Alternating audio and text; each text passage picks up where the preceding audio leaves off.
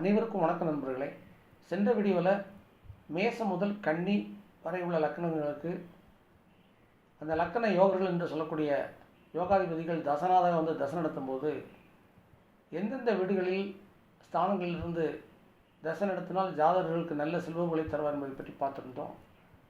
Part 2 என்ற பகுதியில் துலா லக்கணம் முதல் மீன லக்கணம் வரையான லக்கணக்காரர்களுக்கு வழிநடத்தக்கூடிய தசாநாதர்கள் இருக்கக்கூடிய இடத்தை பொறுத்து தசானுடைய உச்ச செல்வங்களை எப்படி கொடுப்பார் என்பதை பற்றிய விளக்கத்தை பார்க்கலாம்.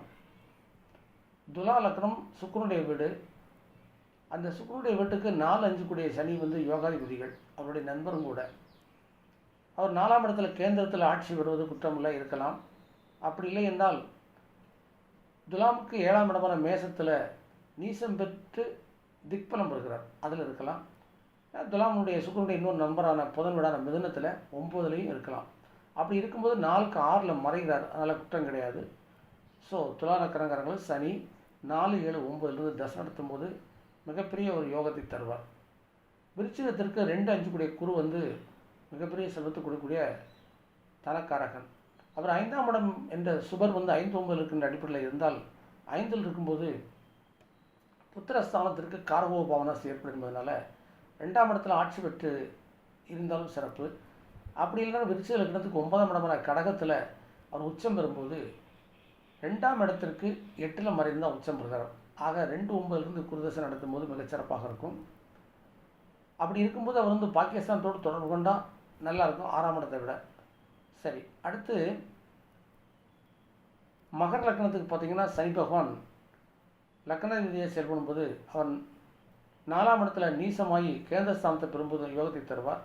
4க்கு 6ஆம் இடமான நண்பர் புதன் வீட்டில் மிதுனத்தில் மறைந்து உபசேஸ்தானமாக வர்றதுனால நல்ல யோகத்தை தருவார். மகர லக்னத்துக்கு 5 கூடிய சுக்கிரனும் 10 கூடிய கேந்திராதிபதியான சுக்கிர தசை வரும்போது அந்த சுக்கிரன் வந்து லக்னத்துக்கு கன்னி என்ற புதனுடைய வீட்டில் 9ல் சுபர் இருந்து நடத்தும் போது மிகப்பெரிய யோகத்தை தருவார். கும்ப லக்கணத்திற்கு அதே சுக்கிரன் வந்து 4, 9 கூடியவராக வருவார். அவர் வந்து 5ஆம் இடமான புதனுடைய வீட்டிலோ இல்லை 9ஆம் இடமான சுக்கிரனுடைய துலாம் வீட்டில் இருந்து நடத்தும்போது மிகப்பெரிய யோகத்தை தருவார். மீன லக்கணத்திற்கு செவ்வாய் ஒரு பாவகிரகம். அவர் 2, 9 என்ற பாகிஸ்தானத்துக்குரியவர். அவர் மீன லக்கணத்துக்கு வந்து 5ஆம் இடத்துல நீசமாகி கடக வீட்டில் இருக்கும்போது ஒரு பாவகிரகம் நீசமாகி கோணத்தில் இருந்தாலும் சிறப்பு தான். நான் டேரெக்டாக வலுப்பெறக்கூடாது. அதன் அடிப்படையில் 5ஆம் இடத்துலேருந்து நீசமாகி செயல்படலாம். அப்படி இல்லை என்றால் 6ஆம் இடத்துல சிம்ம வீட்டில் வந்து 3, 6, 11 என்ற உபஜயஸ்தானத்தில் இருக்கலாம். அப்படி இல்லைனால் லக்கணத்துக்கு 10ஆம் இடம் என்று சொல்லக்கூடிய 10ல் செவ்வாய் இருக்கும்போது திக்பலம் பெற்று தசை நடத்தினால் சிறப்பாக இருக்கும். அதுபோல் லக்னாதிபதி குரு வந்து மிகப்பெரிய ஒரு யோகத்தையும் தரக்கூடிய ஒரு கிரகமாக இருப்பதனால லக்னாதிபதி தசை வரும்போது அந்த லக்னாதிபதி தன் வீட்டுக்கு 6ல் மறைந்து சூரியனுடைய விட அந்த சிம்மத்தில் இருக்கலாம்.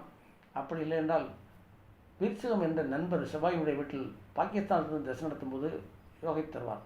ஆக மேசம் முதல் மீனம் வரை லக்கணங்களுக்கு உங்களுடைய ஜாதக அமைப்பில் தசை நடத்தக்கூடிய யோகாதிபதிகள் எந்த இடத்திலிருந்து தசை நடத்துகிறார்கள், அவர் எப்படிப்பட்ட உங்களுக்கு புகழை தந்திருப்பார் என்பதெல்லாம் அவங்க கமெண்ட்ஸில் தெரிவிங்க. அப்படி இல்லாத போது இன்னும் வரக்கூடிய காலங்களில் அந்த தசை நடக்கும்போது நான் கூறக்கூடிய வழியில் உங்களுக்கு செல்வங்களை தரதுக்கு அதிகமான வாய்ப்பு இருக்குது என்பதை இந்த வீடியோ மூலமாக அறிந்து கொள்வோமாக.